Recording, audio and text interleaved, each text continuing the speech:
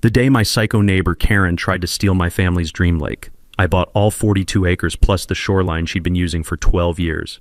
Then I built a 6-foot spite fence that cuts her $1.8 million backyard exactly in half. 8:17 a.m., she charges out in her pink silk robe, slippers sinking, screaming as my crew drives steel posts through her prize English roses. Petals fly like red snow. Her husband in pajama pants yanks her back, yelling, "Babe, they're filming." But she's climbing the chain link, nails snapping, threatening sheriff, HOA, governor, and God. I sip coffee by my new "no trespassing" sign, watching mascara rivers ruin her Botox, smell of crushed roses and pure defeat everywhere. Triple-checked the deed. This fence is 100% legal, 1 inch inside my line, and I'm nowhere near done. Drop A if you're lakeside right now. Smash subscribe before Karen calls the FBI, and tell me your wildest neighbor revenge below. Here's how a greedy neighbor turned our retirement dream into a 12-year war. I'm Dale, 52, spent 30 years under car hoods until 3 herniated discs ended my auto shop career.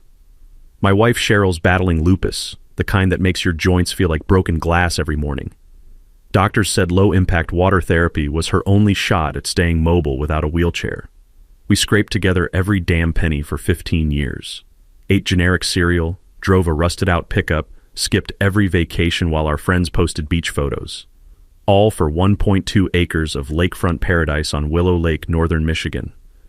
The cabin looked like a fishing shack compared to the mansions around us, but those 200 feet of pristine shoreline, pure gold.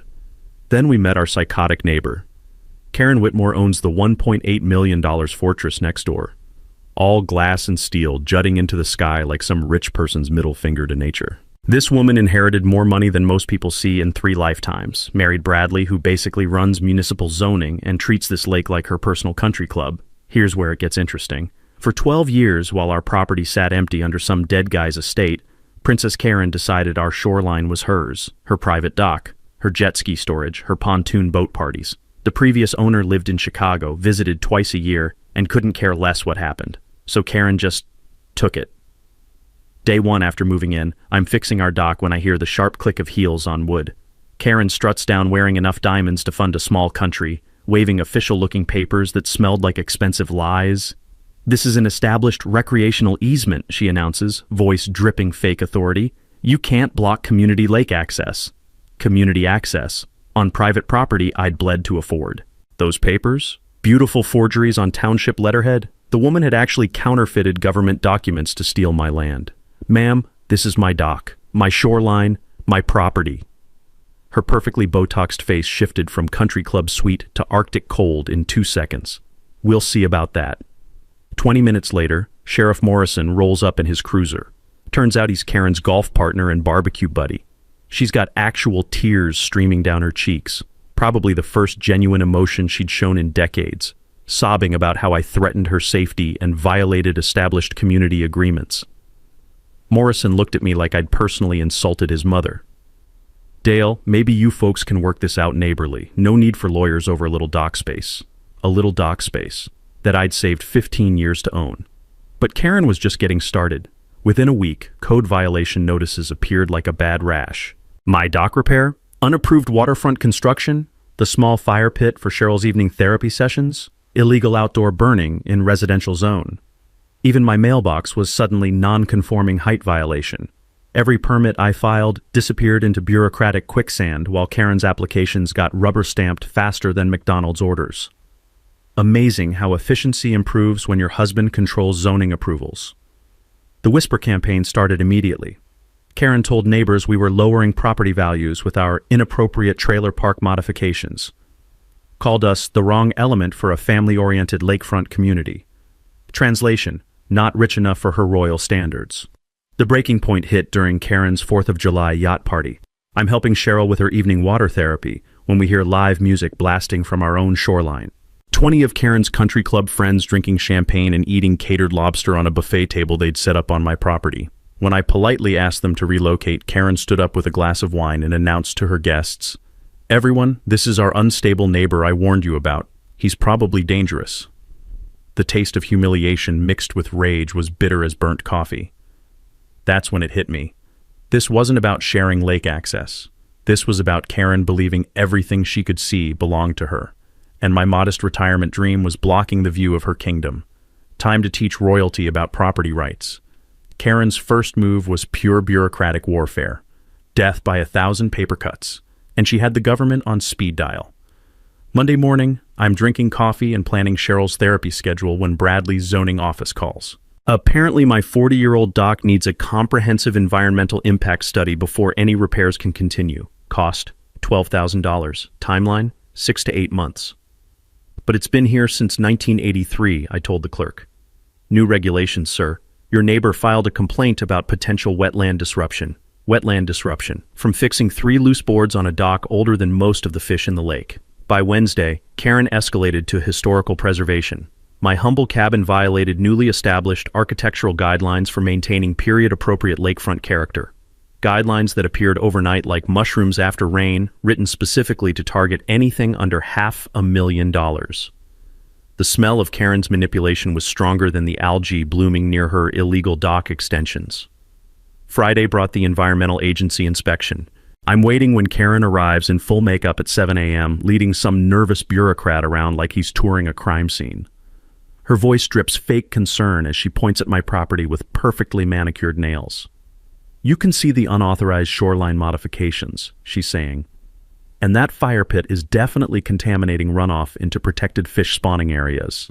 Fish spawning areas, in a lake that's been stocked with recreational bass since Nixon was president. The inspector starts photographing my perfectly legal campfire ring. That's when I noticed fresh trash scattered around my property line. Cigarette butts, food wrappers, even a broken beer bottle placed strategically near the water.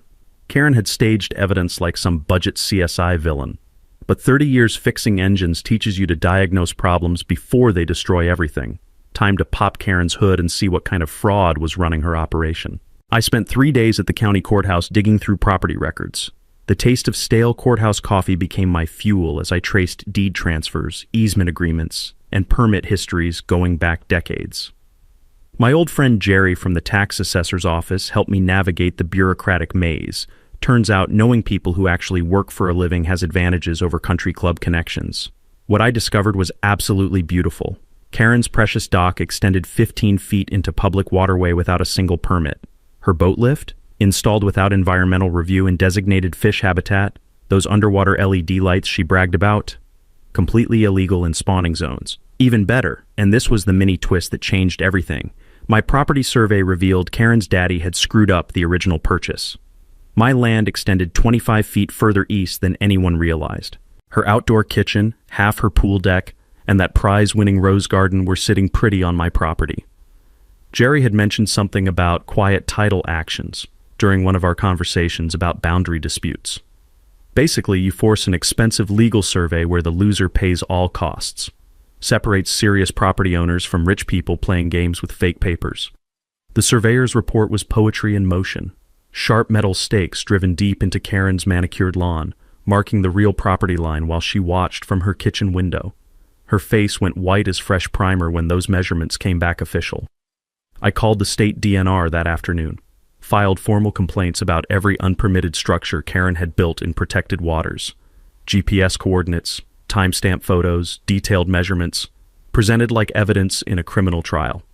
DNR Inspector Frank was a weathered guy who'd clearly dealt with entitled lakefront royalty before. He took one look at Karen's setup and started writing violations faster than a traffic cop at a speed trap. "Ma'am, these structures need removal within 30 days or you're facing $5,000 daily fines," Frank told her, his voice carrying the authority of someone who couldn't be bought, charmed, or intimidated. Karen tried the tearful victim routine, but Frank was immune to her performance. "Should have pulled permits before building, ma'am. Ignorance of the law isn't a defense, especially when you've got money for lawyers, but not for following regulations." Karen's meltdown was spectacular theater. She stormed into the next township meeting like a Category 5 hurricane, voice cracking with manufactured outrage. "This man is using government agencies to harass longtime residents. He's threatening our neighborhood's established character. His dangerous modifications are destroying our lake's precious ecosystem." The irony was thick enough to spread on toast, coming from someone who'd been violating environmental laws for over a decade. She hired Morton and Associates, those $400 per hour legal sharks who specialized in drowning problems in expensive paperwork.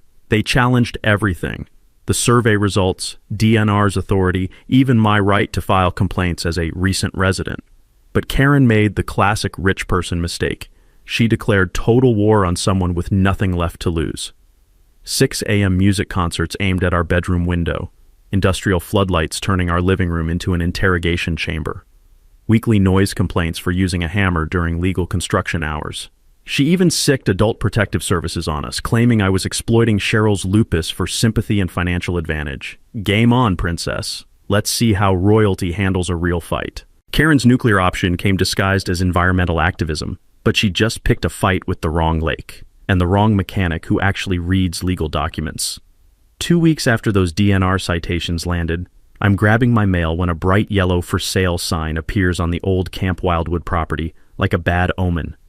3 pristine acres of lakefront directly north of mine, including the entire shoreline that controlled boat access to the main lake.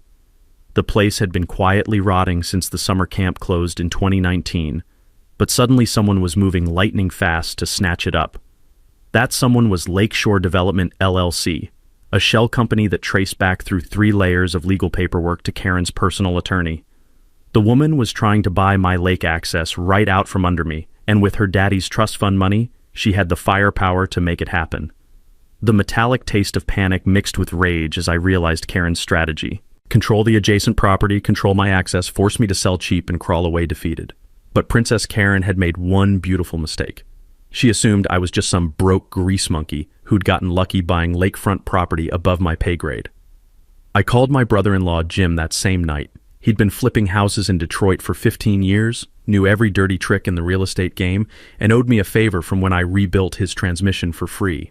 Over beers on my dock, watching Karen's illegal underwater lights turn the water purple, Jim dropped some knowledge that changed everything.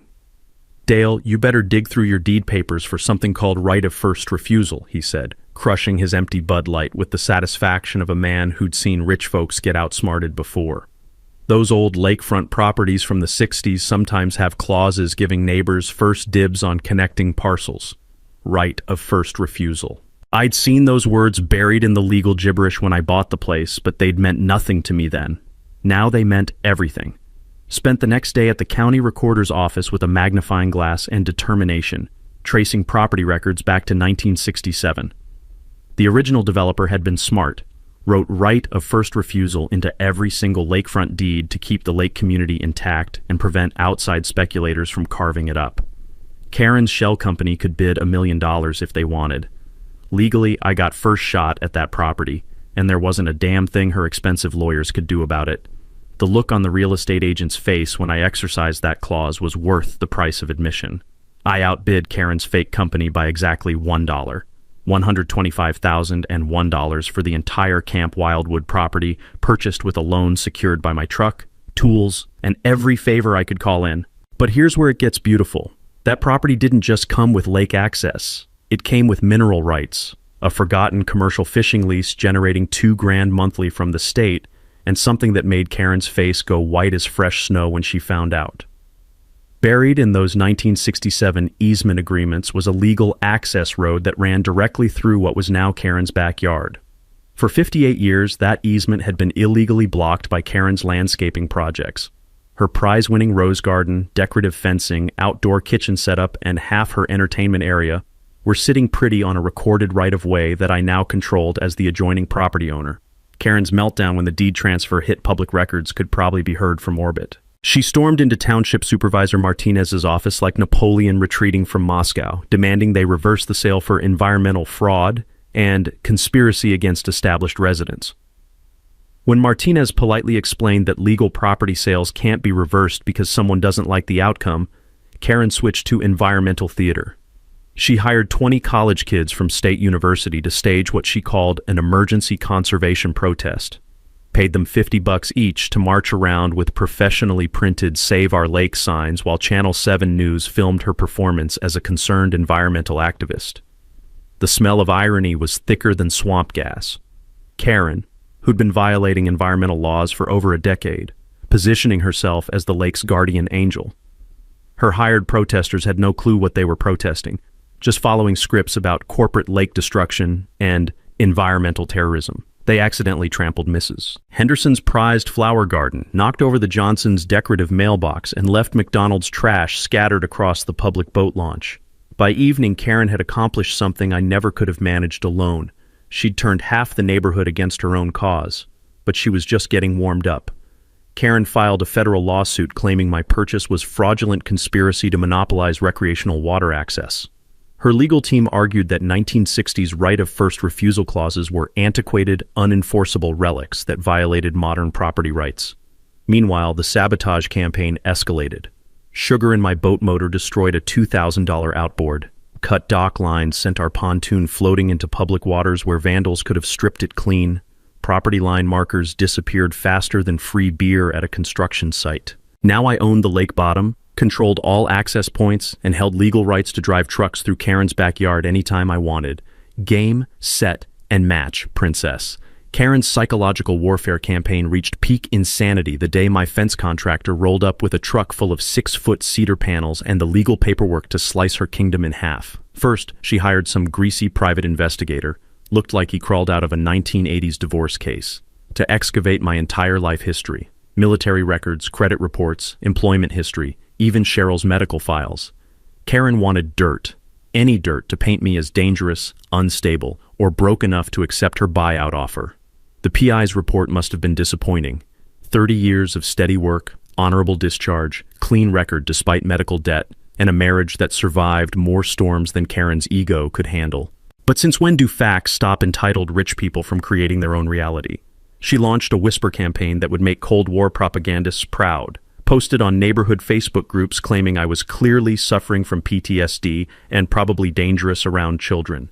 Told anyone who'd listen that I'd threatened violence during our property discussions and suggested families keep their distance from that unstable veteran.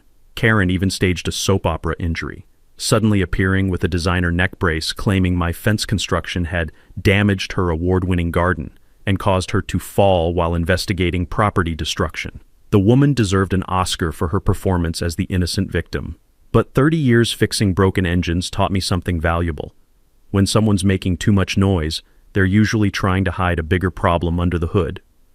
Karen was about to discover her engine was completely shot. My fence route cut through her outdoor paradise like a chainsaw through silk. 6 feet of beautiful cedar positioned exactly 1 inch inside my legal property line, blocking her lake view and splitting her entertainment area down the middle. Every post surveyed, every permit approved, completely bulletproof under township law. The sharp crack of my nail gun echoed across the water as we worked, mixing with Karen's increasingly hysterical phone calls to lawyers, township supervisors, and anyone else who'd pretend to care about her manufactured crisis. Her husband Bradley tried the reasonable neighbor approach, offering to work out a financial arrangement to relocate my fence and preserve everyone's property values. Translation: how much money would it take to let Karen keep pretending she owned my land? Bradley, I said, brushing sawdust off my work gloves, this fence sits on my property, built to code, protecting my family from your wife's harassment. Moving it would be like rewarding a thief for stealing. That's when the construction revealed Karen's beautiful secret. My fence line exposed what her landscaping had been hiding for over a decade. Her septic drain field extended 20 feet onto my property. Those prize-winning roses weren't just decorative. They were a living cover-up for an environmental violation worth $50,000 in fines plus mandatory system relocation. The sour smell of treated sewage mixing with expensive mulch explained why that corner of my land stayed swampy even during drought summers. Princess Karen had been using my property as her personal waste treatment facility, and her roses were literally growing fat on illegal runoff. Digging test holes along the fence revealed the full scope of her violation. Rich, dark soil that squelched between my fingers, contaminated with years of Karen's household waste. The woman who'd spent months lecturing me about environmental protection was secretly dumping sewage on my land. Her attorney called within hours, suddenly interested in amicable settlement discussions and mutually beneficial boundary agreements.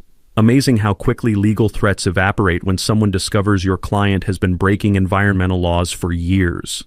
But Karen's public meltdown was worth the price of admission to this whole circus. She appeared at my construction site the next morning wielding bolt cutters like some deranged suburban warrior, still wearing her pink silk robe, but now accessorized with mudstains and pure rage. Her perfectly styled hair looked like she'd been struck by lightning and her voice cracked with hysteria. "You cannot build this illegal spite fence. This is harassment. This is discrimination," she shrieked, attacking my chain link like it had personally insulted her ancestry. My foreman Miguel calmly showed her our construction permits and explained we were following legal specifications. That's when Karen's mask completely slipped off and revealed the racist monster underneath. She started screaming about calling immigration on my illegal Mexican workers. Despite Miguel's contractor license and citizenship papers being clearly visible on his clipboard, called me white trash, who was definitely not the right kind of people for this neighborhood. Told my crew they were destroying property values just by breathing our air. Miguel just smiled and kept working while his guys filmed Karen's racist tirade for their own protection. By lunch, her meltdown was circulating through every construction crew's group chat in 3 counties. Local contractors started blacklisting Karen after seeing how she treated working families. Her country club friends began making excuses to avoid her calls. Even the neighborhood kids started calling her crazy fence lady and daring each other to ride bikes past her house. The fence was completed in 3 days. 6 feet of gorgeous cedar privacy barrier that sliced Karen's view, blocked her access, and served her a daily reminder that property rights actually matter. Princess Karen's empire was crumbling, one fence post at a time. The smoking gun that would destroy Karen's empire arrived in a manila envelope 3 days after her racist fence meltdown, delivered by my attorney's paralegal, who'd been digging through municipal records like she was hunting buried treasure. The taste of sweet revenge mixed with black coffee as I spread those documents across my kitchen table while Cheryl read over my shoulder. What we found was corruption so beautiful it belonged in a museum. Bradley Whitmore had been operating a pay-for-play permit scheme that would embarrass a mob boss. Bank records showed cash deposits matching the exact dates of every fast-track zoning approval over 5 years. Mysterious consulting fees appearing in Karen's accounts 24 hours after favorable township decisions. The Whitmore family had turned municipal government into their personal ATM machine. But the email chain between Karen and Bradley was pure prosecutorial gold, printed in black and white like a confession signed in their own blood. "The lake problem needs permanent solution," Karen had written last summer. "Dale's permits disappear until I control adjoining property. Make it happen or find new job."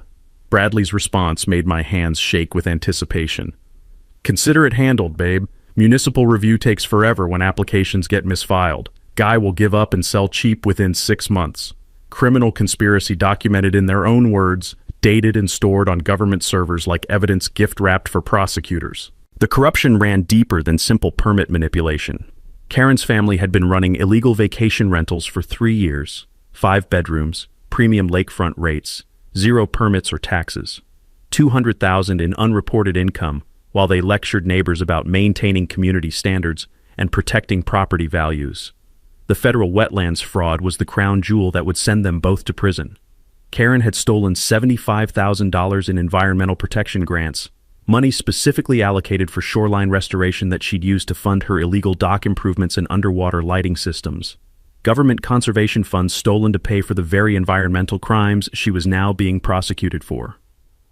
County Commissioner Frank Delacroix was Bradley's golf buddy and willing partner, taking bribes disguised as landscape consulting payments to his wife's fake business. The man had been fast-tracking Karen's applications while deliberately sabotaging anyone who crossed the Whitmore family. That explained Karen's 12-year reign of terror. She wasn't just breaking rules, she owned the people who wrote them. The sharp smell of legal documents mixed with the satisfaction of finally understanding why Karen felt invincible. She'd been operating her own shadow government, selling favorable decisions while using official power to crush anyone who threatened her operation. My attorney had laid out the evidence like cards in a royal flush. "Dale, this isn't just harassment. You've uncovered federal racketeering. Karen's not a bad neighbor. She's the head of a criminal organization that's been stealing taxpayer money and violating civil rights under color of law." The beautiful part? Princess Karen had no idea I held this nuclear weapon. She was still playing petty neighbor games while I'd uncovered evidence that could send her to federal prison for decades. Instead of immediately exposing everything, I made a strategic decision that would let Karen destroy herself publicly. Give her enough rope to hang herself, while federal investigators watched her commit crimes on camera, thinking she was still untouchable. Agent Sarah Martinez from the FBI's white-collar crime unit had been tracking Bradley's operation for months, just waiting for someone with evidence and legal standing to file formal complaints. Mr. Dale, what you've discovered could dismantle an entire municipal corruption network, but we need documentation of ongoing criminal activity. Can you help us catch them in the act? Karen was about to walk into a trap she'd built with her own greed and arrogance. Time to watch royalty fall from the highest possible height. With Karen's criminal empire exposed and federal agents hungry for more evidence, it was time to build the coalition that would destroy her reign of terror, using her own arrogance as the weapon to bring her down. My kitchen table transformed into mission control, covered with legal documents, environmental reports, and a growing list of Karen's victims who'd been suffering in silence for years. The rich aroma of Cheryl's homemade coffee mixed with the electric taste of long overdue justice finally within reach.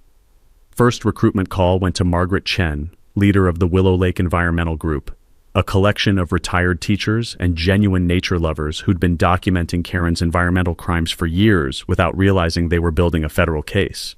Dale, we've got water quality data going back to 2015 showing exactly when Karen's septic violations started killing fish, Margaret said, spreading color-coded charts across my table, like battle plans drawn in scientific precision. Her illegal underwater lights have disrupted natural feeding patterns so badly that bass reproduction dropped 60%. Those dock extensions create stagnant death zones perfect for toxic algae blooms. Margaret's group had been collecting smoking gun evidence while Karen dismissed them as crazy tree huggers who hate progress. pH measurements, population surveys, photographic documentation of every violation, all meticulously recorded by people who actually understood ecosystem science.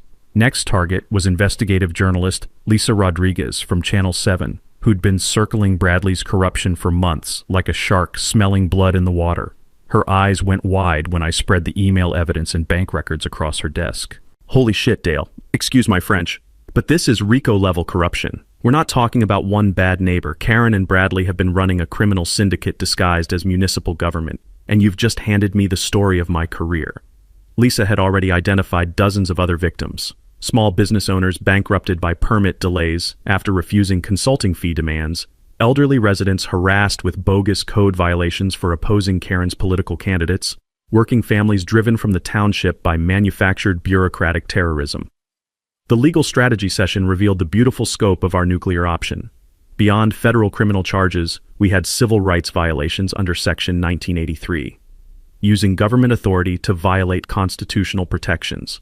Financial damages could hit 7 figures, but the real prize was permanent injunctive relief that would strip Karen of any future power to abuse official authority. My brother-in-law Jim brought his real estate expertise and natural talent for screwing over entitled rich people. Dale, you're sitting on 3 acres of prime lakefront that could serve hundreds of families instead of one spoiled princess. Accessible swimming for disabled folks, youth fishing programs, maybe even outdoor education center that actually protects the environment. The technical preparation required precision that would make Navy SEALs proud. Professional security systems with crystal clear audio recording, completely legal in Michigan for property protection. Multiple evidence backup systems stored in locations Karen's money couldn't reach. Anonymous tip lines for corruption victims ready to testify once someone broke the wall of fear. But the psychological trap was pure genius, designed to exploit Karen's fatal weakness. Her desperate compulsion to control every social situation and be the center of attention at all times. I announced a Community Lake Stewardship Festival for the exact same weekend as Karen's annual exclusive Lakefront Gala. Open invitation to all residents, families encouraged, featuring environmental presentations, honest officials, and extensive media coverage of our conservation success story. The beauty was watching Karen's dilemma unfold in real time. She could crash our community celebration and expose herself as the petty dictator she'd always been, with cameras rolling and federal agents watching. Or she could stay home and watch her social kingdom crumble as the community celebrated actual environmental protection instead of her fake conservation theater. Either choice would destroy her because Karen physically couldn't resist confronting challenges to her authority, especially in front of important people and news cameras. Cheryl's recovery had become the emotional center driving every decision. Watching her swim freely in clean water, seeing her laugh with neighbor kids learning to fish, witnessing her natural leadership as she organized accessibility improvements. That's what we were really fighting for. Not just property rights, but the principle that decent families deserve protection from corrupt officials who treat public service like their personal piggy bank. The community response was explosive. Local fishing guides emerged from hiding to share stories of Karen's harassment and threats. Small business owners revealed years of permit extortion and bureaucratic intimidation they'd been too scared to report. Even some country club members began quietly providing information about Karen's bribery attempts and abuse of social connections. The sweet scent of impending victory was replacing the stench of corruption that had poisoned our community for over a decade. Veterans from My American Legion post volunteered security. Environmental scientists offered expertise. Honest township officials promised transparency reforms. Media outlets competed for exclusive access to the biggest corruption story in county history. Karen's empire was surrounded, her criminal network exposed, her escape routes blocked by federal investigation. Time to trigger the trap and watch 12 years of tyranny collapse in one spectacular weekend of public accountability. Karen's desperation reached full psychotic breakdown mode when she realized her precious annual gala was about to be humiliated by a community celebration of everything she'd tried to destroy for 12 years. Her opening move was straight environmental terrorism with a designer twist. At 3 a.m. Tuesday, security cameras caught Princess Karen sneaking around in a pink Lululemon tracksuit, dumping industrial algae bloom chemicals into the pristine water near my shoreline. She was trying to create a toxic disaster that would force cancellation of our lake festival and make me look like an environmental menace. The acrid smell of chemical death hung over the water like green funeral shroud as fish started floating belly up by sunrise. But Karen's Princeton education apparently never covered how to commit environmental crimes without being recorded in 4K resolution. My cameras captured everything, her guilty face illuminated by motion sensor floodlights, the unmarked containers of restricted algicides, even her panicked stumble when she realized she'd been caught red-handed poisoning the lake she claimed to protect. I called the environmental crimes hotline before my morning coffee finished brewing.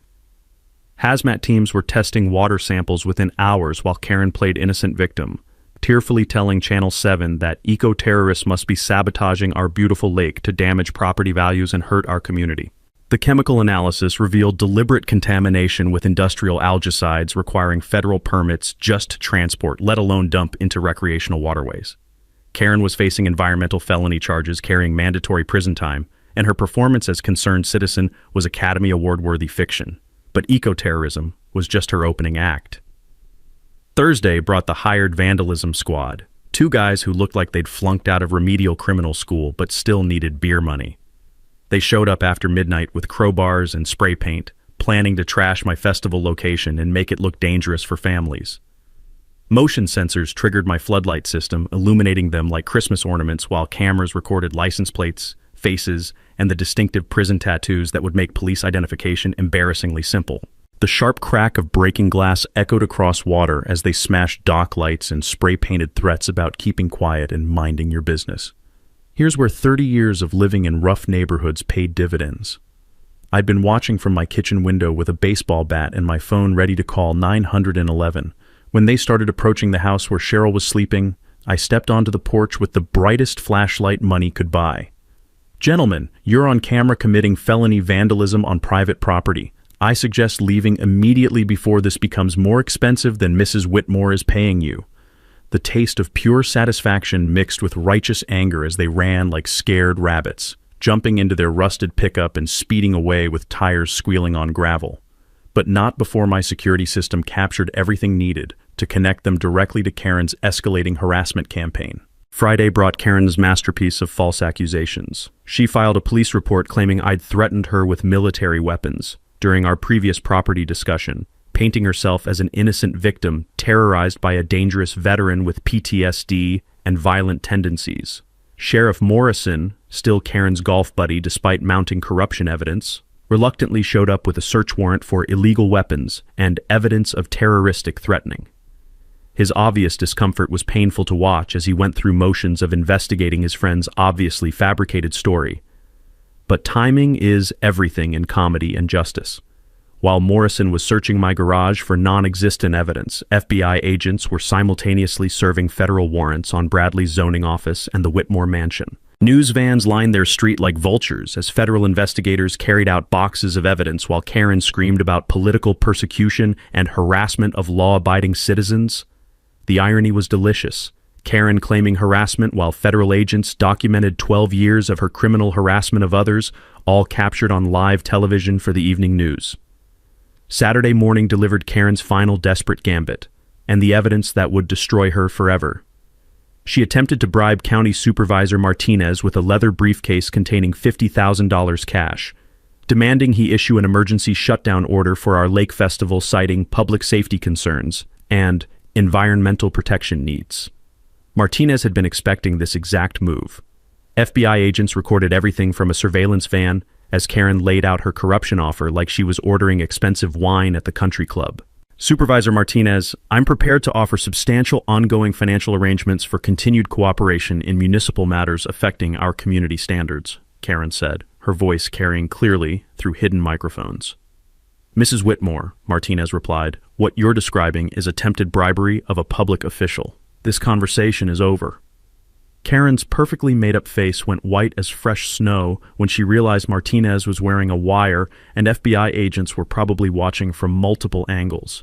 She grabbed her bribery briefcase and stumbled toward her BMW, muttering threats about destroying everyone and making people pay for betraying established relationships. Federal prosecutors now had recorded evidence of attempted bribery, environmental terrorism, conspiracy to commit vandalism, and filing false police reports, all committed while under active FBI investigation. Princess Karen's criminal empire was collapsing faster than her fake environmental activism, and the whole community was watching her burn. With her bribery attempt recorded by federal agents and her environmental crimes making headlines, Karen's final week of freedom became a masterclass in self-destruction that would be studied by criminal justice students for decades. Her nuclear option was attempting to have me committed for psychiatric evaluation, filing paperwork claiming I was clearly suffering from severe PTSD and posed imminent danger to community safety.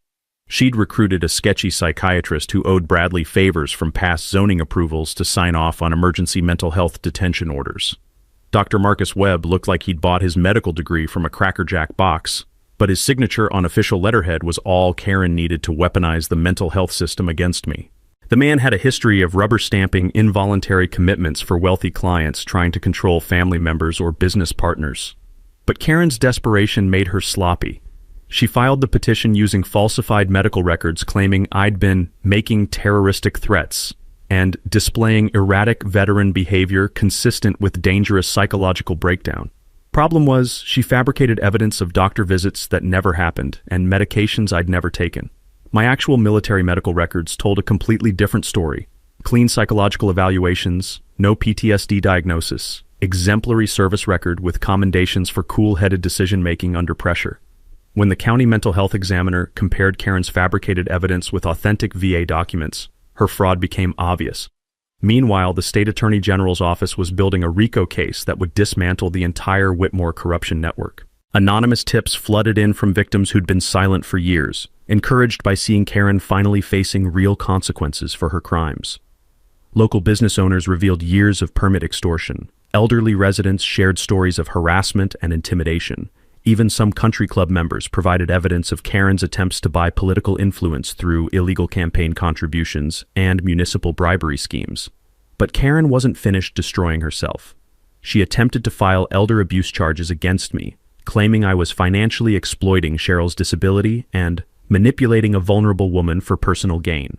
The accusation was so absurd it would have been funny if it wasn't potentially devastating to families who actually face elder abuse. The sharp taste of rage mixed with disbelief as I read her sworn statement describing Cheryl as clearly being controlled by an unstable husband who isolates her from medical care and uses her condition to generate sympathy for his criminal activities. Cheryl's reaction was nuclear. My wife had been quietly supporting my fight against Karen's harassment, but attacking her directly was like poking a sleeping grizzly bear with a sharp stick. That lying witch thinks she can use my lupus against us, Cheryl said, her voice carrying the steel that had helped her survive 30 years of military life and chronic illness. Time to show Princess Karen what a real woman looks like when she's done playing nice. Cheryl contacted every disability rights organization in 3 states, sharing documentation of Karen's discrimination and harassment based on medical conditions. The disability community rallied around us with legal resources, media connections, and political influence that Karen never saw coming. The bribery sting operation reached its climax when Karen approached the township's new environmental inspector with a suitcase full of cash and promises of ongoing consulting arrangements if he would file false reports about my lake festival, creating ecological disasters and public health emergencies. Inspector Williams was actually an undercover FBI agent who'd been posing as a municipal employee for 6 weeks, documenting corruption throughout the township government. His hidden recording equipment captured Karen offering detailed bribes while simultaneously admitting to her own environmental crimes. "I need you to understand that Dale's activities threaten everything we've built in this community," Karen told the fake inspector, her voice clear as crystal on FBI recording equipment. "I'm prepared to offer substantial financial incentives for reports that reflect the real environmental dangers his illegal modifications create." What she didn't know was that federal prosecutors were simultaneously serving search warrants on Bradley's office, seizing computers, financial records, and communication devices that would expose 12 years of systematic corruption. The media circus reached peak insanity when Karen held an impromptu press conference on her mansion's front lawn, surrounded by news cameras and federal agents processing evidence from her home. She claimed to be the victim of a deep state conspiracy, targeting successful conservative families who built this community through decades of service and leadership. Her performance was spectacular theater: designer dress, perfect makeup, voice cracking with manufactured emotion as she painted herself as an innocent victim of government persecution and liberal environmental activism. But reality was closing in faster than Karen could spin lies. Local contractors publicly refused her business after witnessing her racist harassment of workers. Country club members distanced themselves from someone under federal investigation. Even her household staff quit rather than work for a suspected criminal. The community that had tolerated her abuse for 12 years was finally seeing Karen's true nature exposed in blazing daylight. Federal investigators, environmental agencies, civil rights organizations, and media outlets were all focused on dismantling the criminal empire she'd built through corruption and intimidation. Princess Karen's reign of terror was ending, and she was the architect of her own spectacular downfall. Saturday night arrived with the kind of perfect weather that makes you believe in divine justice. Clear skies, gentle breeze, and temperature just right for the dual events that would determine whether Karen's criminal empire survived or burned to ashes on live television. Karen's Save Our Lake Gala was in full swing by 7 p.m. 200 guests in designer gowns and rented tuxedos, live jazz band, catered dinner that cost more than most families spend on groceries in 6 months. Local news crews covered the environmental conservation event while Karen positioned herself as the community's guardian angel, protecting precious natural resources. She looked absolutely stunning in a silver evening dress that probably cost more than my truck, her smile radiant as she posed for photos with state politicians and environmental officials who had no idea they were attending a criminal's farewell party. Meanwhile, our Community Lake Stewardship Festival was drawing families from across 3 counties. Kids learning to fish, disabled veterans enjoying accessible swimming areas, environmental scientists explaining real conservation to crowds of genuinely interested neighbors. The contrast couldn't have been more perfect if we'd scripted it. That's when the FBI chose to make their move. Federal agents arrived at Karen's mansion with arrest warrants for Bradley and his accomplices, timing their operation for maximum media coverage and public witness testimony. The sharp sound of car doors slamming echoed across the water as unmarked vehicles surrounded the gala venue like scene from a crime thriller. Karen's face went white as fresh paint when she spotted Agent Martinez walking through her perfectly manicured garden toward the mansion's back entrance. Her carefully controlled composure started cracking as she realized federal law enforcement was about to destroy her social event in front of everyone who mattered in county politics. The crowd at her gala watched in stunned silence as federal agents led Bradley away in handcuffs, his expensive tuxedo looking ridiculous as he shuffled toward unmarked cars with his hands secured behind his back. Local news cameras captured everything in high definition while Karen stood frozen on her mansion's steps like a designer statue. But Princess Karen wasn't going down quietly. She grabbed the wireless microphone from her jazz band's vocalist and addressed her shocked guests with the performance of a lifetime, her voice carrying across both events as lake acoustics amplified her desperate lies. Ladies and gentlemen, you're witnessing a politically motivated attack on conservative families who built this community through decades of service and leadership. This is environmental terrorism disguised as federal law enforcement. That's when I decided to crash her party with a little truth-telling of my own. Walking across the property line that had started this entire war, I approached the crowd of wealthy guests who were watching their host's husband get arrested for federal corruption. My voice carried clearly in the evening air as I addressed the people who'd enabled Karen's criminal behavior through years of willful blindness. Folks, I'm Dale, your neighbor who's been fighting Mrs. Whitmore's criminal harassment for the past year. Those federal agents aren't here because of politics. They're here because we uncovered 12 years of systematic corruption, environmental crimes, and civil rights violations. I held up the chemical analysis reports from Karen's attempt to poison the lake, the bank records showing Bradley's bribery scheme, the documented evidence of permit manipulation and wetlands fraud that federal prosecutors would soon present to a grand jury. This woman standing in her designer dress crying about persecution? She dumped industrial chemicals into our lake to sabotage a community festival. She offered $50,000 in bribes to shut down environmental education for children. She's been stealing federal conservation money to fund illegal dock modifications that kill fish and destroy habitat. Karen's response was spectacular nuclear meltdown territory. She lunged at me with her microphone raised like a weapon, screaming about lying white trash and destroying property values, while her stunned guests backed away from the unhinged woman they'd thought they knew. "You have no right to destroy everything I've built. This is my community, my lake." "My property!" she shrieked, her voice cracking with hysteria as 12 years of entitlement and criminal behavior collapsed in real time. Security cameras, news crews, and FBI agents captured every second as Karen physically attacked me in front of 200 witnesses, destroying any remaining pretense of respectability or victimhood. Her designer dress tore as she swung wildly, her perfect makeup running with tears of rage and desperation. Local police arrived to arrest Karen for assault while federal agents continued processing evidence from her mansion. The contrast was beautiful. Our community festival continuing peacefully across the property line, while Karen's criminal gala dissolved into chaos and arrests. Agent Martinez announced that federal prosecutors were filing charges for corruption, environmental crimes, civil rights violations, and conspiracy to defraud the United States government. Karen's attempt to buy her way out of consequences had instead provided the final evidence needed to destroy her entire operation. As they loaded Karen into the police cruiser, still screaming about political persecution and environmental terrorism, I realized we'd accomplished something bigger than just protecting our property rights. We'd proven that ordinary families could fight back against corrupt officials and win even when the system seemed rigged against us. Justice tastes sweeter than revenge, especially when it's served on live television. The sweet sound of children's laughter echoing across crystal clear water where Karen once dumped industrial poison reminds me every morning that sometimes the good guys actually do win, especially when the bad guys are dumb enough to commit federal crimes on camera. Karen pled guilty to environmental terrorism, corruption conspiracy, and civil rights violations, earning 18 months in Club Fed plus 3 years supervised probation. She's permanently banned from holding municipal positions, serving on boards, or owning property within 10 miles of Willow Lake. Her mansion went into foreclosure when legal bills consumed Daddy's inheritance faster than she'd blown taxpayer money on illegal dock improvements. The sight of for sale signs rotting in her overgrown yard brings me more satisfaction than my morning coffee. Bradley got 3 years federal time for his corruption empire, lost his pension and benefits, and now stocks shelves at Home Depot 2 counties away. Apparently, municipal corruption doesn't include dental coverage when you factor in prison time and legal bankruptcy.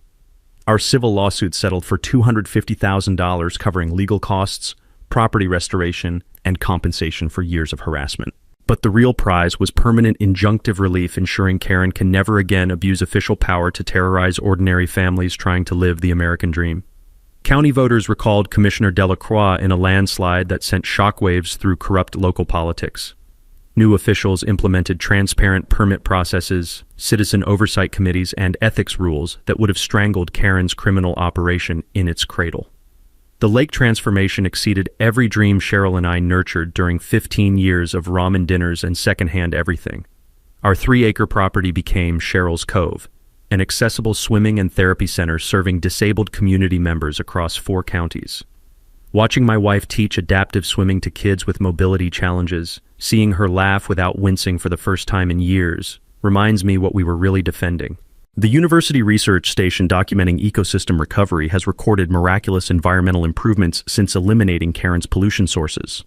Fish populations exploded, water clarity improved dramatically, and wildlife returned to areas that had been ecological dead zones during her environmental reign of terror. But the community project that makes me proudest is our Environmental Stewardship Scholarship Fund, bankrolled by settlement money and ongoing donations from families who survived their own Karen-style nightmares. We've sent 12 students to study environmental law, conservation science, and public administration, training the next generation to protect communities from corruption masquerading as progress. Local fishing guides report the best catches in decades since removing Karen's illegal lights and dock violations. Our youth fishing program serves over 100 kids annually, teaching conservation ethics alongside angling skills. The small amphitheater hosts environmental education that reaches thousands of visitors learning about protecting water resources through community action rather than rich people's charity theater. Cheryl's health transformation has been the most beautiful outcome of our entire war. Regular therapeutic lake access, stress elimination from ending Karen's harassment, and purpose from leading accessibility advocacy have restored energy and hope I hadn't seen since her lupus diagnosis.